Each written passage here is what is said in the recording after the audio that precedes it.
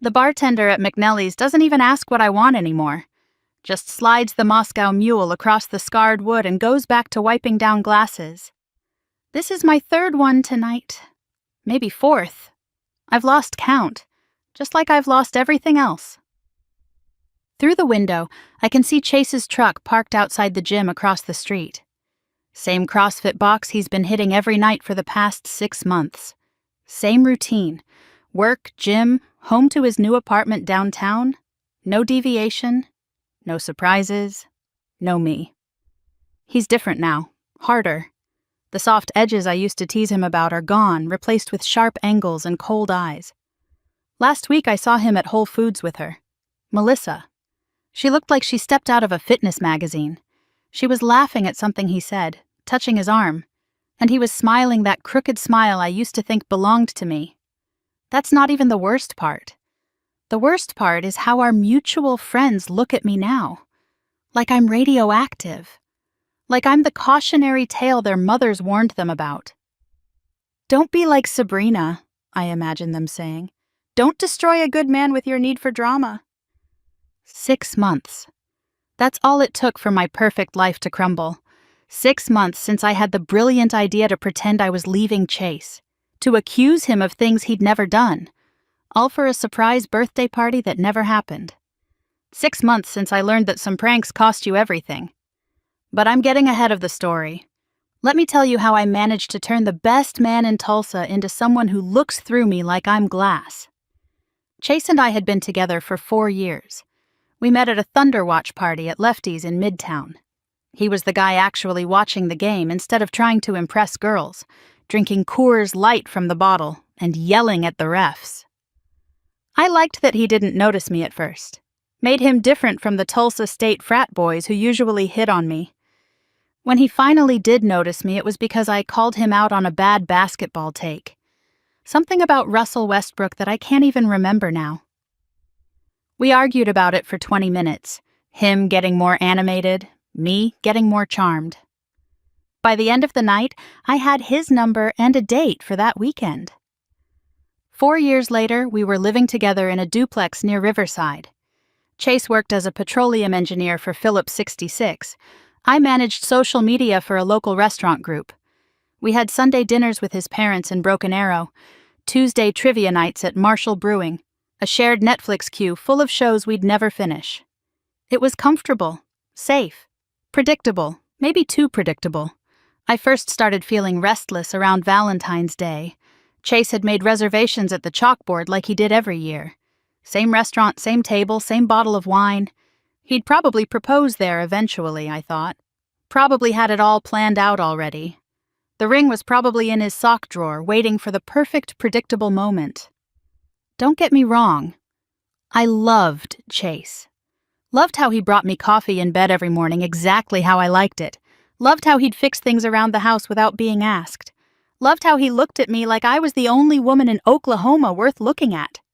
But sometimes love isn't enough when you're 28 and feeling like your youth is slipping away. Sometimes you need excitement, drama, something to make your heart race. You need to shake things up, my best friend Jenna said over bottomless mimosas at the tavern. Remember when y'all first started dating? You were obsessed, couldn't shut up about him. I'm still obsessed, I protested, but even I could hear the lie. Girl, please, you're bored. When's the last time y'all did something spontaneous? I thought about it. Couldn't remember. Our life ran on schedules now. Monday meal prep, Wednesday date night, Saturday farmer's market, Sunday football, rinse and repeat. His birthday's coming up, Jenna said, eyes lighting up. You should do something crazy. Shake him up a little. That planted the seed. Chase's 30th birthday was 3 weeks away, and I'd been struggling to plan something special. He kept saying he didn't want a big party, just dinner with close friends. But 30 is a massive milestone. It deserved more than dinner at Ted's Cafe Escondido.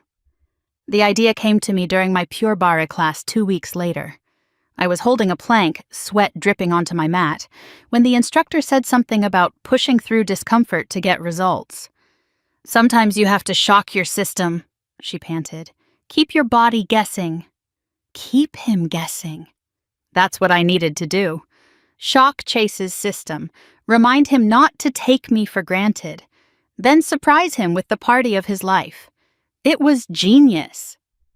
I recruited Jenna and our friend Tara to help. The plan was simple. I'd stage a fake breakup, leave the apartment for a couple days while setting up an amazing surprise party, then reveal it was all a prank. Chase would be so relieved and amazed that he'd forget all about being upset. We'd have a great story to tell at our wedding. "Are you sure about this?" Tara asked when I explained it over wine at Juniper. "It seems mean." "It's not mean," I insisted. "It's romantic, like in a rom-com. The misunderstanding that makes the happy ending even sweeter." Jenna was more enthusiastic. "It's brilliant. He'll never see it coming. Plus, men need to be reminded what they have sometimes." We spent the next week planning. I'd leave while Chase was at work on Wednesday, take some clothes and toiletries to make it look real. Stay at Jenna's apartment in the Arts District. She had the perfect setup for a party. Rooftop access, great view of downtown. We'd invite all his friends, his family, have Burn County BBQ cater, get that craft beer he loved from American Solera. "What are you going to tell him?" Tara asked. "Like why you're leaving?" I hadn't thought that far ahead. "I don't know. That I need space? That I'm feeling suffocated?" "Tell him you're unhappy with the physical stuff," Jenna suggested. "And oh, that always throws guys off." "But that's not true. Our sex life is fine." "Girl, it's a prank. The whole thing isn't true." She had a point, and it would definitely shock his system. The morning of, I almost backed out. Chase brought me coffee in bed like always, kissed my forehead, told me he loved me. He was talking about weekend plans, maybe driving to Dallas to catch a Mavericks game. So normal, so sweet, so unsuspecting. "Have a good day, babe," he said as he left for work. "Love you." "Love you too," I replied, already mentally packing my bags. As soon as his truck pulled away, I sprang into action. Threw clothes into a duffel bag, grabbed toiletries, left drawers slightly open, and hangers on the bed to make it look like I'd packed in a hurry. I was actually getting excited. This was the most spontaneous thing I'd done in years. Around lunch, I sent the text, "We need to talk when you get home." He replied immediately. "Everything okay?" "Just, we'll talk later."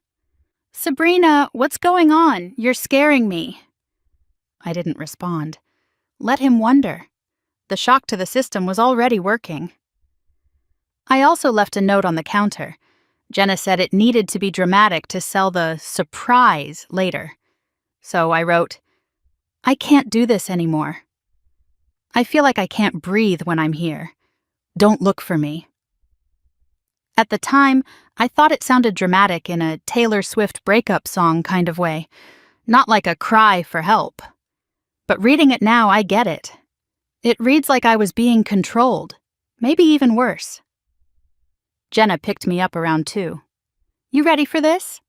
"Ready to give him the best birthday ever," I said, tossing my bag in her Range Rover. We spent the afternoon setting up her apartment in the Arts District, calling vendors, creating a Facebook event. I made it private, only inviting people who could keep a secret. About 25 confirmed, including Chase's brother from Norman and his best friend who was driving up from Austin. "What should the event description say?" Jenna asked, phone in hand. "Keep it simple. Surprise party for Chase's 30th. And put 'do not mention' to Chase in all caps." "What about the reason for the party theme? Like why you left?" "I don't know. Say it's complicated. Relationship stuff." That's where everything started to go wrong. Jenna, wine-buzzed and typing fast, added something about how I'd finally had enough and was done with the disrespect. She meant it as a joke, playing into the drama of the prank.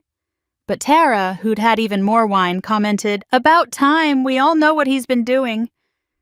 She meant it sarcastically, an inside joke about how Chase was literally the most respectful, loyal guy in Tulsa, how he'd never even look at another woman.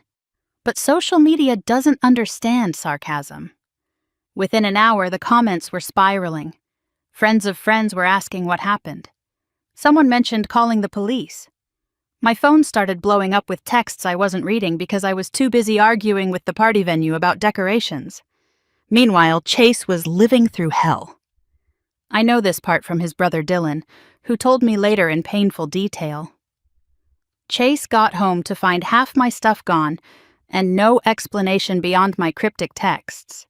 He called me 17 times, texted dozens more, finally called his parents, then mine, then our friends.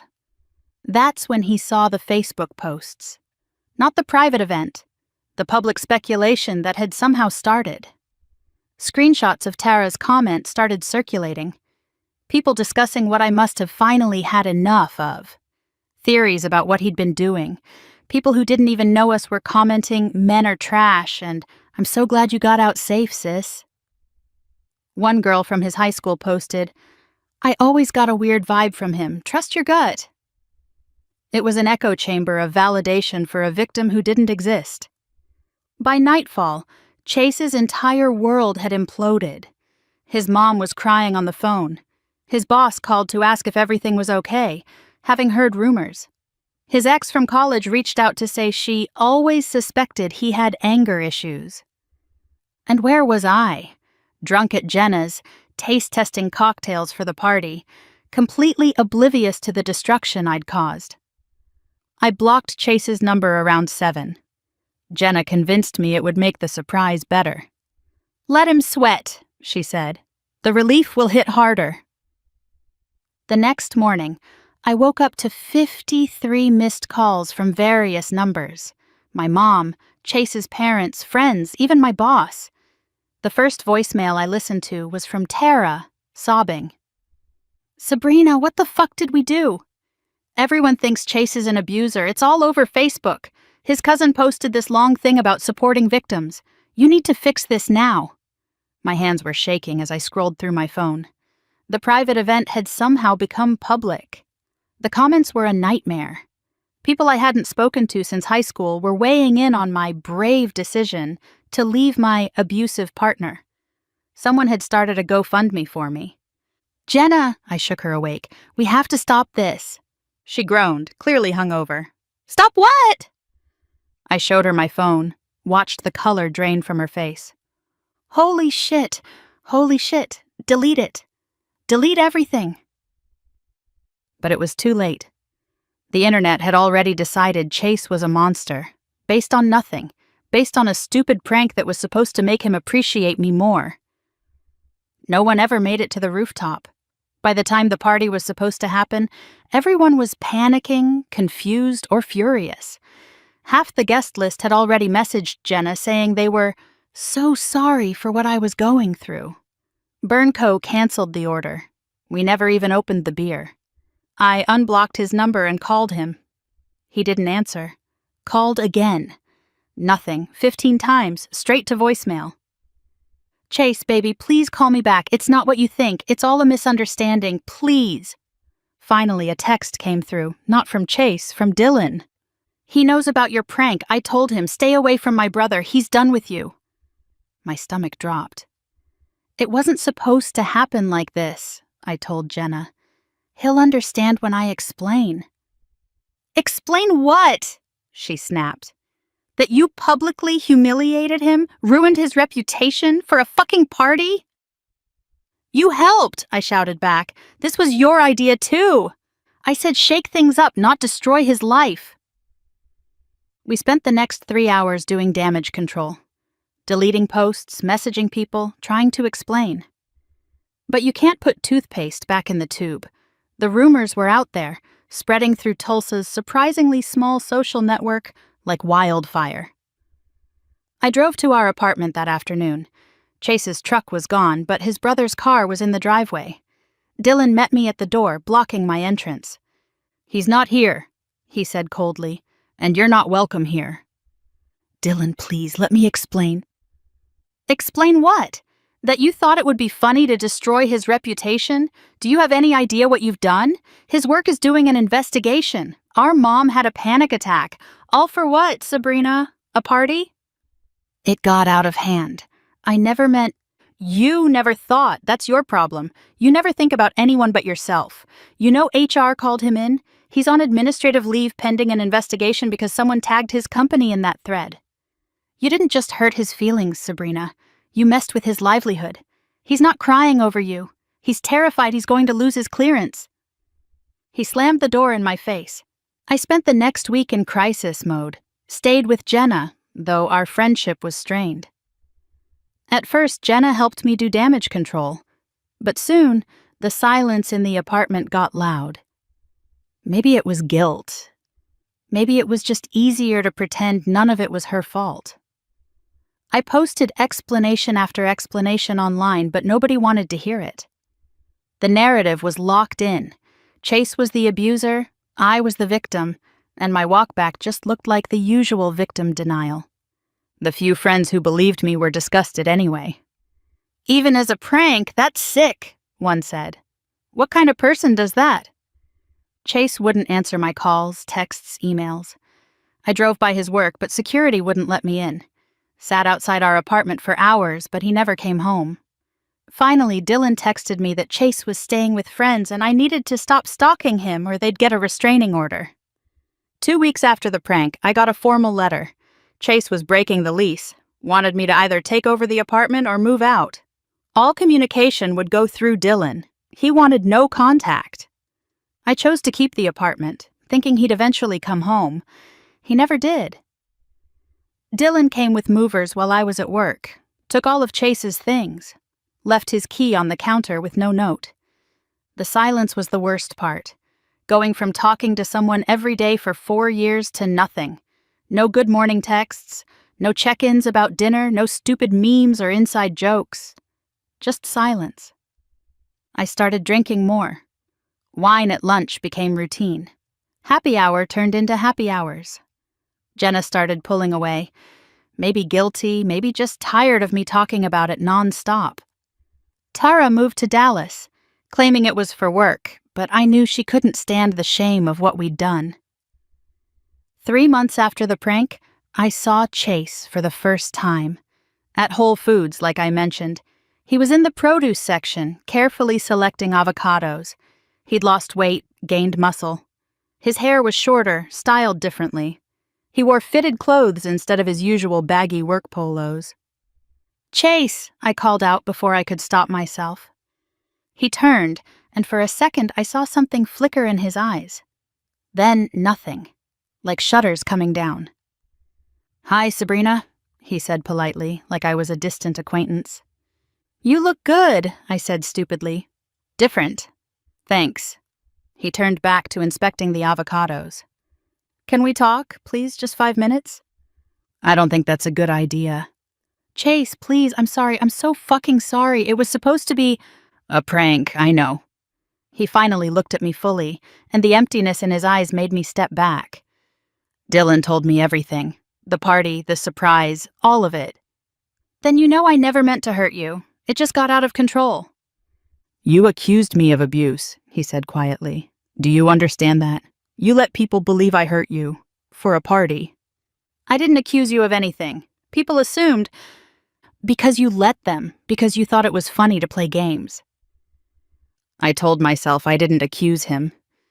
But I knew what I was doing when I left that note. When I didn't answer his calls. When I let people believe the worst.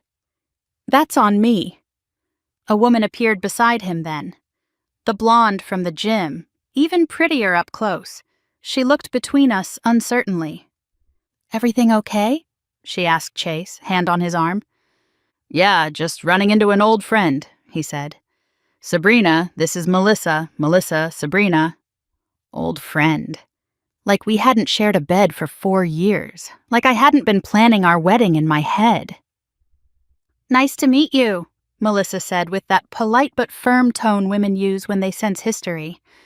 "We should go," Chase said to her. "The movie starts soon." They walked away together, her hand sliding into his like it belonged there. She wasn't wearing a ton of makeup, and her nails were short, bare, confident. The kind of woman who didn't need to perform to keep a man interested. She just has to be. I stood in the produce section. holding a bag of organic spinach I didn't remember picking up, watching my replacement walk away with my life. That was 3 months ago. Since then, I've become a regular at McNelly's. I've cyberstalked Melissa enough to know she's a pediatric nurse who volunteers at the animal shelter and runs half marathons. Perfect. Fucking perfect. Chase never posts on social media anymore, but she does.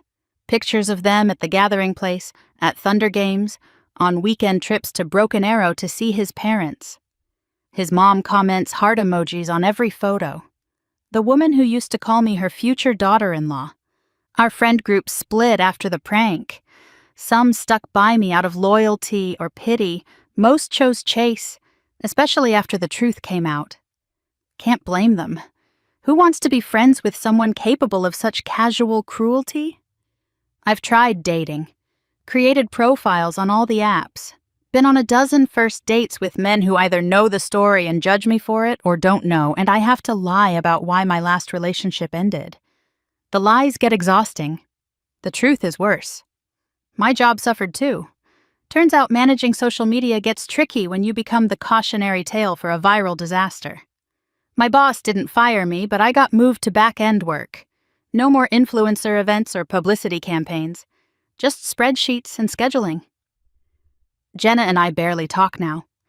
She's dating some doctor from St. Francis, posting happy couple photos like she didn't help destroy my life. When I called her out on it, she said I needed to take responsibility for my choices. You can't blame everyone else forever, she said. At some point you have to admit you fucked up. But I did admit it. Apologized publicly, privately, in every way possible. It didn't matter. Some mistakes can't be undone with sorry. The worst part is the man Chase became. Not worse, better. The prank that was supposed to shake him up, make him appreciate me more, instead freed him. He became the man I always pushed him to be. More confident, more stylish, more adventurous. Just not with me. I heard from Dylan that Chase got promoted. Team lead or something. Bought a condo in the Pearl District. Started rock climbing at Climb Tulsa, something he'd always talked about but never did because I thought it was too dangerous. He's living his best life. The life I wanted us to have together. Except I'm not in it. Sometimes I drive by his new building. Not to stalk, just to torture myself. See his truck in the resident parking, Melissa's white Mazda beside it. I wonder if she notices the little things. The coffee in bed, the forehead kisses, the unwavering loyalty. Wonder if she knows how lucky she is. She probably does. She probably never takes him for granted, never needs drama to feel alive. She probably thanks her lucky stars every day that some idiot ex handed her the best man in Tulsa on a silver platter. That idiot ex is 4 Moscow mules deep, watching Chase's truck through the bar window. He'll leave the gym soon, hair still damp with sweat, that post-workout glow he never had when we were together. He'll drive home to Melissa, who probably has dinner waiting. Something healthy and delicious, not the takeout we lived on. They'll eat together, talking about their days. Maybe watch something on Netflix, her feet in his lap on the couch we picked out together at Mathis Brothers. Later they'll go to bed in his new place, fall asleep wrapped around each other like he and I used to do before I got bored with happiness. Tomorrow will be the same. And the next day. A predictable, comfortable life that I threw away because I thought I needed excitement. Turns out the only thing worse than a predictable life is an unpredictable one you're living alone. The bartender cuts me off after the 4th drink, calls me an Uber like he has before. I leave a decent tip because service industry people need to stick together, especially those of us who've fallen from grace. As the car pulls away from McNelly's, I catch a glimpse of Chase's truck turning out of the gym parking lot. For a second, I swear he looks right at me, but then he's gone, heading home to his new life, and I'm heading home to my empty apartment. It still smells like him sometimes. Or maybe that's just my brain trying to trick me. His stuff's all gone, but I still reach for the coffee mug he used like it's there. 6 months. That's all it took to destroy 4 years. One fake breakup. One so-called prank. One surprise party that never even happened. Now, Chase is someone else. Harder, happier, and completely out of reach. And I'm just the cautionary tale, the crazy ex who accused him of awful things for fun. I wanted to shock his system, make him appreciate what he had. Instead, I showed him what he was missing. Showed him life could be better without me. And now he's living it, while I'm drowning in Moscow mules and might-have-beens. My phone buzzes as I unlock my apartment door. For a stupid second, I think it might be Chase. It never is anymore. Just my mom asking if I'm okay, if I need anything. I send back the same lie I always do. I'm fine. But I'm not fine. Haven't been for 6 months. Maybe won't be for another 6 or 60. Because how do you recover from destroying the best thing in your life? How do you forgive yourself for a prank that cost you everything? You don't? You just drink Moscow mules at McNelly's and watch through windows as the man you broke rebuilds himself into someone who doesn't need you anymore. Someone who learned that predictable isn't boring, it's safe. And safe is what you appreciate when someone lights your world on fire for fun. I wanted drama. I got it. Turns out a boring, predictable life with someone who loves you is worth more than all the excitement in the world. But I learned that 6 months and 4 Moscow mules too late. Now all I have is the drama I created and the empty apartment where it all fell apart. Chase has everything else. The new life, the new girl, the new confidence I tried to shock into him. He got the happy ending. I got the punchline.